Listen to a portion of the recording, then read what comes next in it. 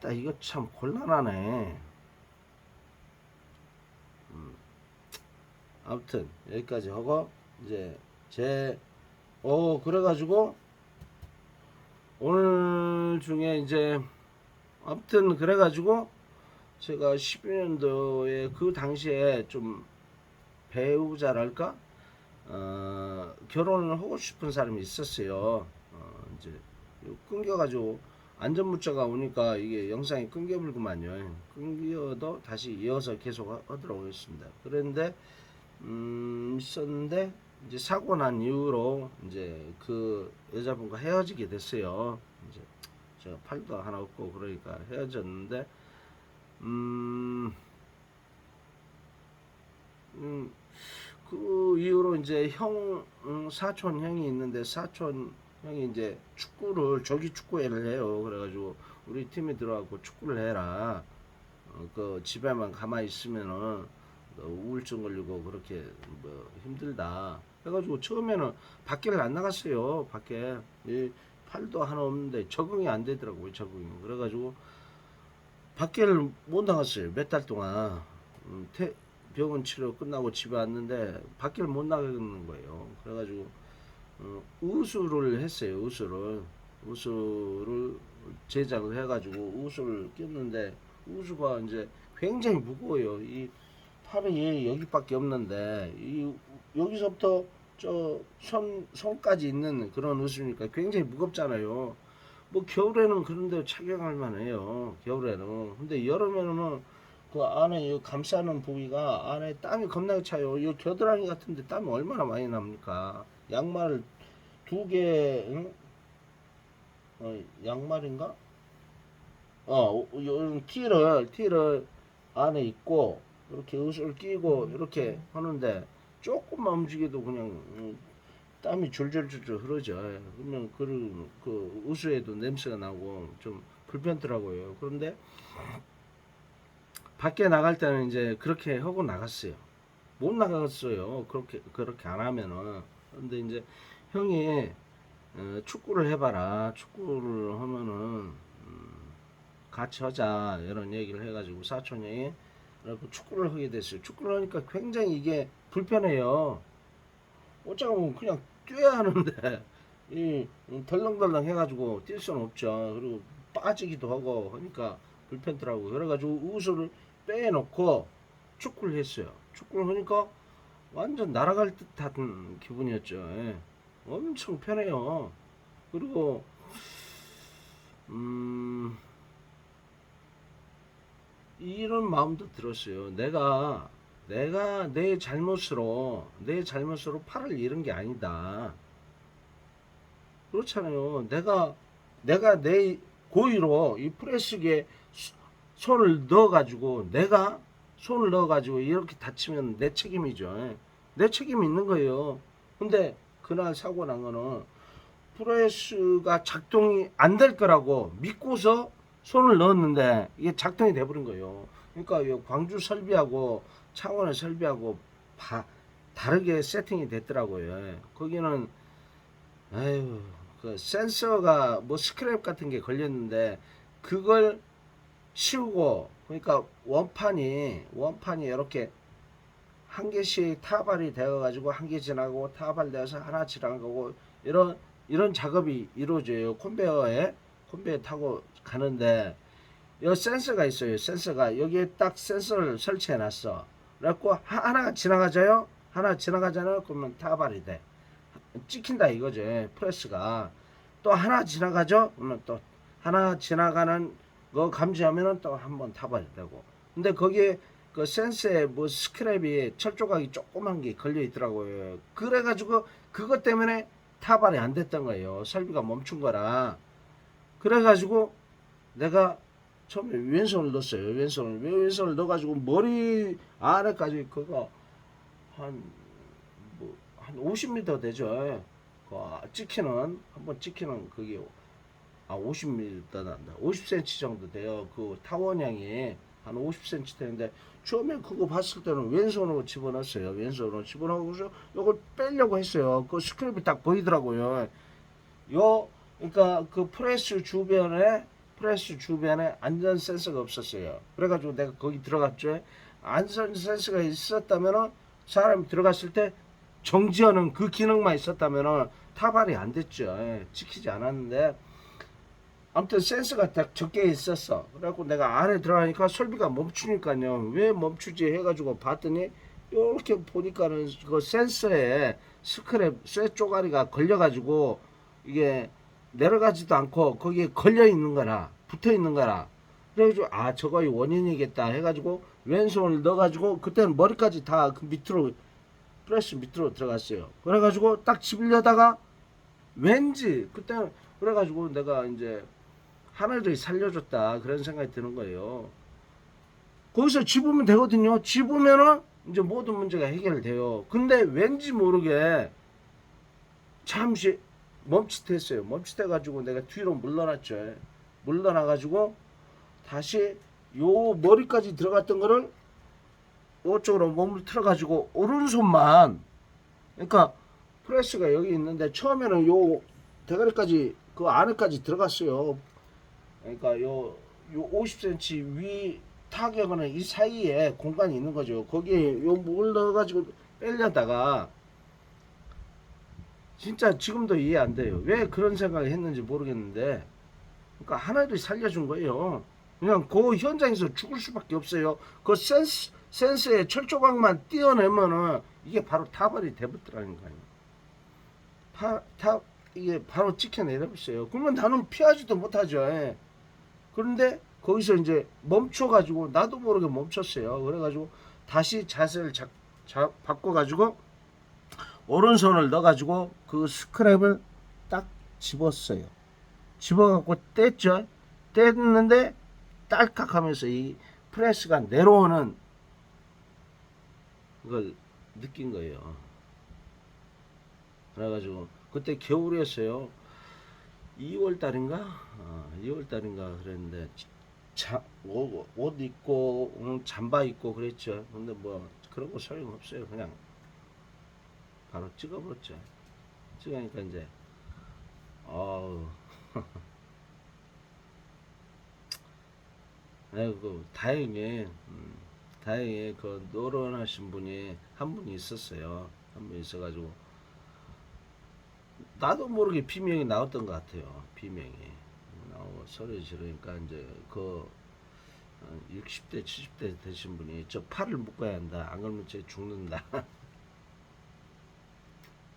해가지고 이제 끈을 구해가지고 이 팔이 없잖아요. 팔이 없어요.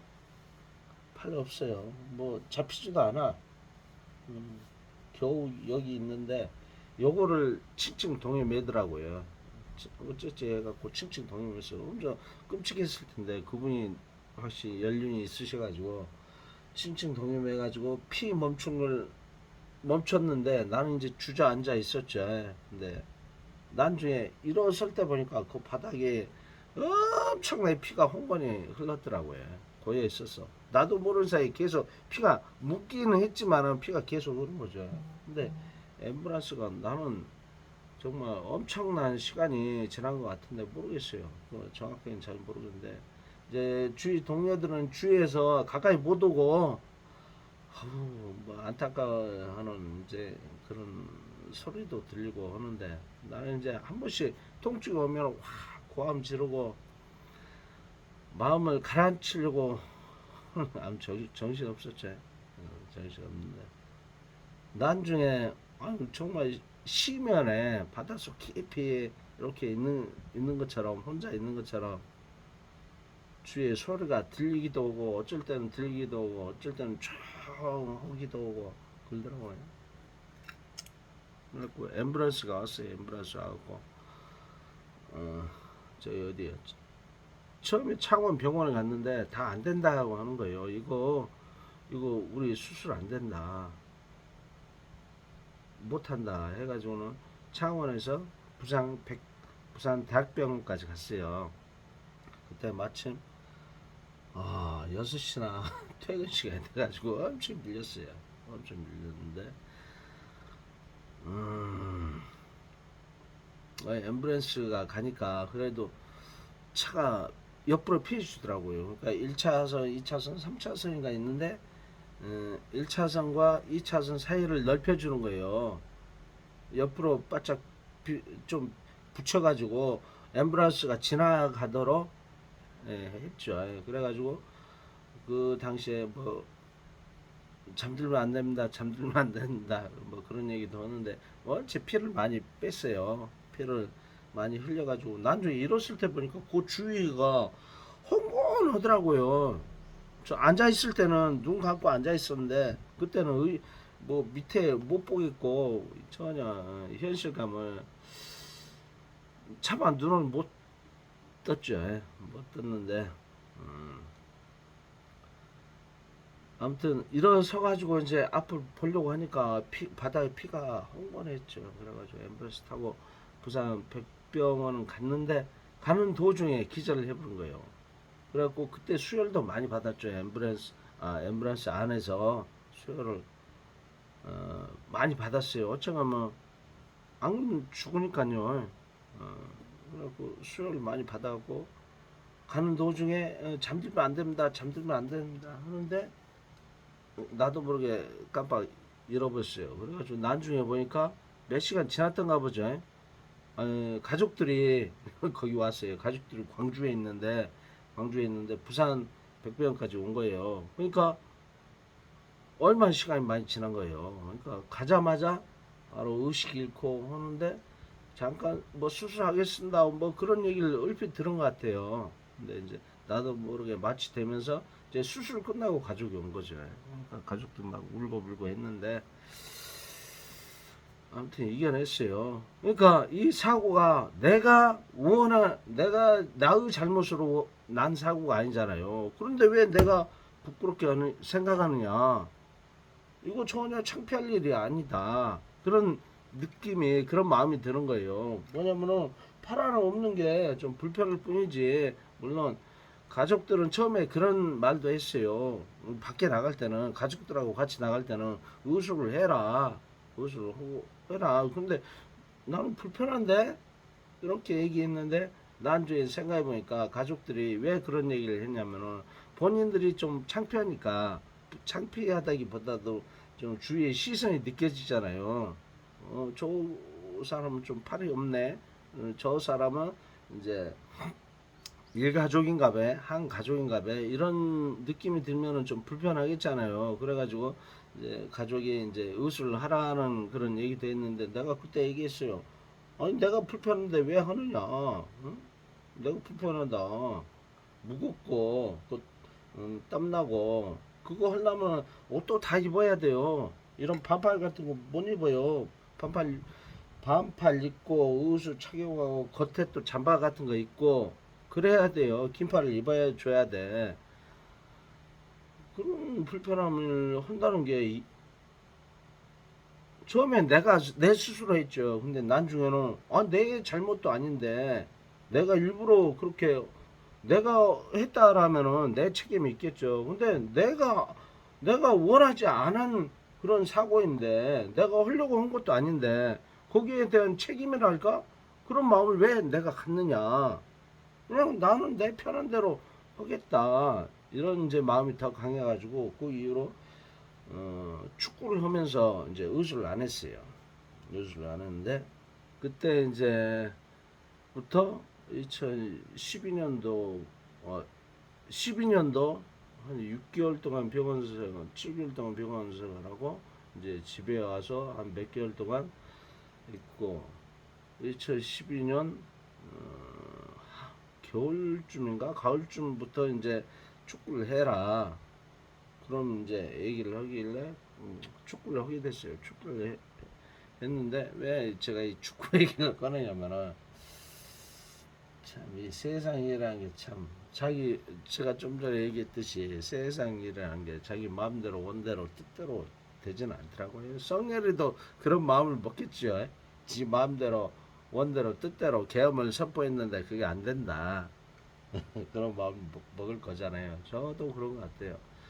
축구를 배운 지가 10년이 넘어요. 10년이 넘었는데 축구를 하면서 한 사람을 알게 됐어요. 한 사람을 알게 됐는데 나름 뭐 여유가 있는가 밥도 자주 사고 좋은 말도 많이 하고 그렇게 한 10년 동안 보니까 신뢰가 쌓였죠. 그리고 개인적으로 형이라고 해요. 형. 왜냐면 또 그 사람은 또 나를 동생이라고 생각하고 이렇게 동생 하면서 이렇게 지나왔는데 최근에 언젠가요? 여기 나왔겠구나. 12월 9일 날 계약을 했네요. 12월 9일이면은 12월 7일인가? 12월 달 경에 그 회식 자리에선가 그런 그 사람이 뭐 하는지 뭐 잘 몰라요. 조금 뭐 개인 사례가 있고 뭐 개인적으로 아는 사람들은 또 알 수도 있겠죠. 그리고 개인적으로 뭐 하는지 조금 알긴 해요. 근데 내가 이제 얘기는 안 하겠어요. 그걸 언급하면은 이제 누구인지 이제 특정이 되니까 언급하지 않겠어요. 않는데 어떤 사업체도고 어떤 클럽에 좋은 클럽에 어떤 직책도 맡고 이렇게 좀 왕성한 활동을 여러 가지 활동을 하는 그런 사람이라. 근데 이 사람이 이제 그때 회식 축구 회식 자리에선가 12월 경에 얘기를 하더라고. 11월 말경인가 막년에 때인가 전날 작년 12월 말경에 이제 막년회 때 그 자리가 있었던 것 같아요. 우연히 이제 자네도 결혼을 해야지, 응? 결혼을 해야지. 예, 결혼 생각은 있죠. 예. 이런 얘기를 했어요. 결혼을 해야겠다는 생각은 언제든 갖고 있으니까요. 미, 가정을 이루어야 한다. 그 생각을 갖고 있으니까 내가 얘기했어요. 자네는 이제 결혼도 하고 그래야지. 그러니까 예, 예, 가정도 이루고 결혼도 하고 그래야죠. 예. 이렇게 하고 그러면 알았네. 뭐 이렇게 하고 지나갔는데 그 이후엔가 저 축구 모임을 하는데 아침마다 조기 축구회를 해요. 조기 축구회를 하는데 그 자리에서 뭐 조기 축구회 끝나고 잠깐 기다려보라고 하더니 얘기를 하는 거예요. 내가 결혼정보 회사에 있는데 자네를 지켜봤는데 아주 성실하고 좋구만.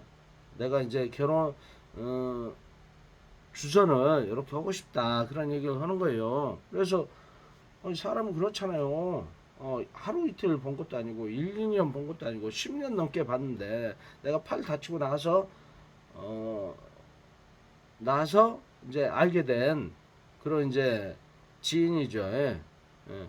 아는 형인데 제가 뭐 싹싹하고 그러진 못해요. 무뚝뚝하고 뭐 부침성도 있고 그러진 못해. 그냥 뭐 나이도 많고 뭐 몇 살 많은가 3살 정도가 많은 게 우리 사촌이랑 또 동갑이더만. 그래갖고 뭐 형처럼 생각하고 그렇게 했는데 부침성 있게 뭐 그러진 못했어요. 못했는데 아무튼 10년 넘게 봤으니까 그 사람에 대해서 어느 정도 신뢰도 하고 저 사람은 그래도 공정성이 있고 뭐 억지스러운 그런 이야기를 하지 않는 그런 사람이다 그런 판단이 있었어요. 그러니까 어느 날 갑자기 이제 내가 전날에 이제 결혼을 해야 한다라는 생각을 얘기했고 가정을 이루어야 한다라는 얘기도 했어요. 그랬더니 그 본인이 와가지고 내가 결혼정보 회사에 그 근무를 하고 있는데 우리 회사에 이렇게 등록을 해라. 그러면 이제 내가 뭐 적극적으로 이렇게 돕겠다. 이런 이야기를 하더라고요. 나는 그런 거 좀 믿지 않았어요. 사람이 인연이 있고, 뭐, 다 그런 것이지. 억지로 그렇게 맺어진다 해가지고, 그런 거는 결혼정보 회사에 해가지고 맞선을 본다든지, 국내에서나 뭐, 국외에서나 그런 거에 대해서는 좀 답답치 않게 생각을 했죠. 예. 뭐 내가 알아서 만날 인연 같으면은 뭐 그런 거 통하지 않아도 만날 수가 있다. 더군다나 이 돈이 오가는 그런 거는 좀 탐탁치 않게 생각을 했어요. 그런데 이제 그 사람이 음, 우리는 뭐 라오스인가 거기 국외 그거를 주선을 하고 있다.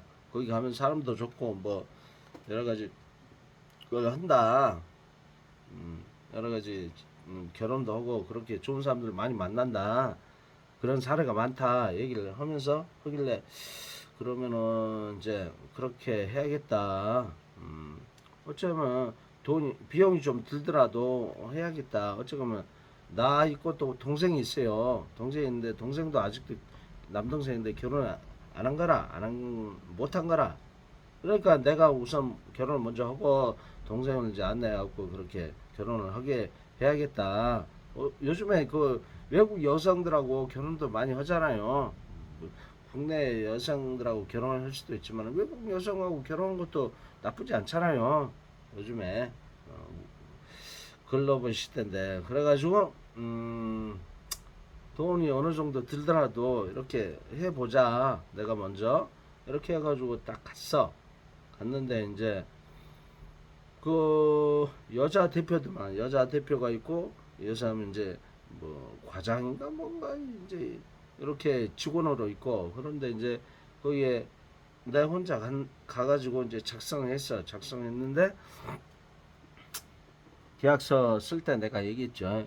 나 이거 모른다. 요새 뭐 국내에서든 국외든 결혼정보회사가 많고 그런데 사기를 당한 그런 사례를 많이 보았다. 그래가지고 걱정이 되는데 내가 형 보고 내가 이 계약서 쓰여.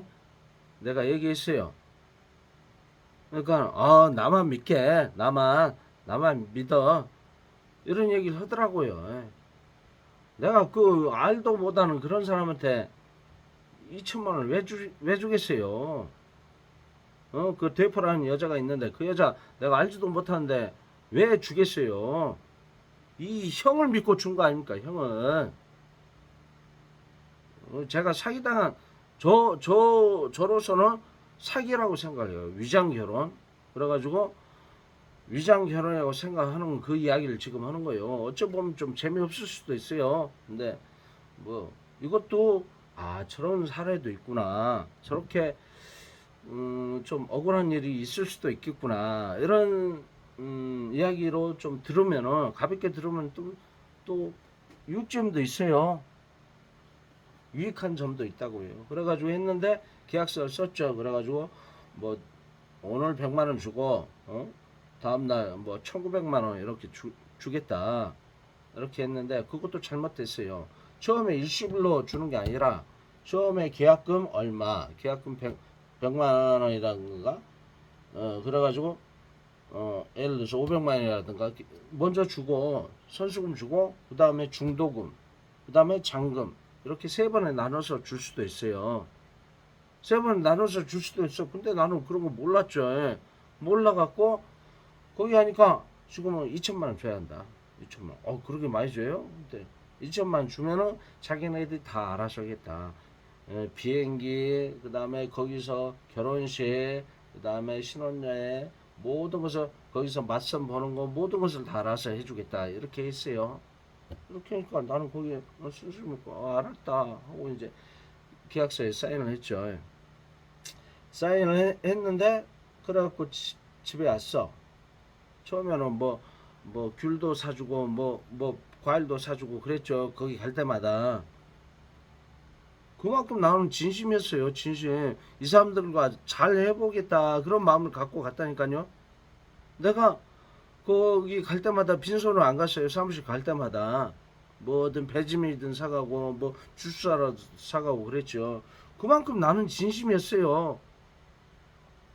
그래가지고 왔는데 와가지고 이제 동생한테 전화가 왔던가 내가 전화를 했던가 그랬어요. 내가 뭐 여차저차 해가지고 뭐 아는 지인 통해가지고 결혼정보 했는데 오늘 계약을 했다. 계약금 100만 원을 줬다. 100만 원을 줬다 하고 이제 얘기하니까 동생이 갑자기 자기도 하겠다는 거예요. 자기도 그 나우스 거기하고 계약을 해가지고 같이 결혼하겠다는 거예요. 그래? 그러면 나로서는 뭐 반대할 리가 없죠. 그러면은 네 그러면은 내일 가든지 뭐 만나든지 해가지고 너도 계약을 하자 해가지고 그 다음 12월 9일이구만요. 12월 9일 날 동생도 가가지고 동생도 계약을 했어. 계약을 했는데 이제 문제가 하나 있는 거라. 동생은 나하고 같이 가가지고 그러니까는 계약을 하니까 바로 다음 주인가 그렇게 나우스를 가게 되는 일정을 얘기를 하더라고요. 그러면은 동생도 얘기를 하더라고. 동생도 이번에 나 갈 때 같이 가가지고 그렇게 같이 맞선을 보든지 그렇게 진행하자 그러더라고요. 그런데 문제가 하나 있었던 거라. 돈이라 돈. 2천만 원을 당장 주어야 그게 다음 일들이 진행이 되어 가는데 나는 이제 좀 있었죠. 돈이 2천만 원이 있었는데 동생이 이제 동생도 돈이 있어. 근데 적금이 넣어놓은 거라 예금인가? 1년 동안 넣어놓은 거예요. 1년 동안 정기 예금을. 그러니까는 좀 당장 계약을 하고 가게 되면은 그게 안 되는 거라 동생은. 근데 나는 여유가 있을게 내가 또 마음이 편치 않잖아요. 동생이 결혼한다고 그러는데 뭐 돈이 뭐 몇 달 지나야 이렇게 해약을 하게 되는 그런 거니까 그러면은 이렇게 하자. 내가 그래갖고 얘기를 했죠. 너 먼저 가라. 너 먼저 가. 그 돈은 내가 이제 빌려줄게 해가지고 그 최 대표한테 그 자초지로 얘기했죠. 돈이 지금 준비된 게 2천만 원이 나는 준비됐는데 동생은 준비가 안 됐다. 그래갖고 이번에 다음 주에 나우스에 간다 하니까 동생을 먼저 보내라. 내 돈은 보내주겠다. 그래서 나 대신에 동생을 먼저 보내라. 어째 뭐 동생이 가나 내가 가나 마찬가지잖아요. 어? 그래가지고 동생이 난중에 계약을 했지만은 나는 이제 안 가고 계약서는 있어요. 저도 계약을 했으니까 나 대신에 동생을 먼저 보내라. 동생 이제 결혼 진행하는 거 보고 나도 이제 해가지고 나우스 가가지고 그렇게 하겠다. 그렇게 얘기를 했어요. 뭐 회사에서도 뭐 못할 이유가 없죠. 못할 이유가 없어갖고 진행이 됐어. 그래고 동생이 나우스에 갔어. 나우스에 가가지고 5박 6일인가? 거기서 여러 사람이 왔는가 봐요. 나 이제 동생이긴데 한 20명 가까이 왔는가 봐. 그 중에 이제 여러 사람을 보고 서로 그 여자도 동생이 마음에 들고 동생도 그 여자가 마음에 드는 여자가 몇몇이 있었대요. 그 중에 이제 동생은 세 서너 명 중에 그 중에 이제 그 여자를 택했어요. 택해가지고 서로 이제 결혼을 했어. 이 사람하고 같이 사는 거, 오케이. 오케이. 해가지고 결혼도 하고, 그 집에, 신부 집에 지참금도 줬어. 한 500만 원인가? 400 얼마인가? 이렇게 줬어요. 지참금 주고, 결혼도 했어. 다음 날인가? 첫날인가 맞선 보고, 다음 날인가 결혼하고, 그 다음 날인가 이제 신혼여행을 나우스에서 하는 거죠. 나우스에서 하고 이제 신부는 거기 있고 동생은 여기 왔어. 신부는 어떻게 되냐면 학원 여기에서 이 결혼정보에서 회사에서 운영하는 학원을 다닌 거라. 학원을 그 학원인가 기숙생활을 한대요. 기숙생활 나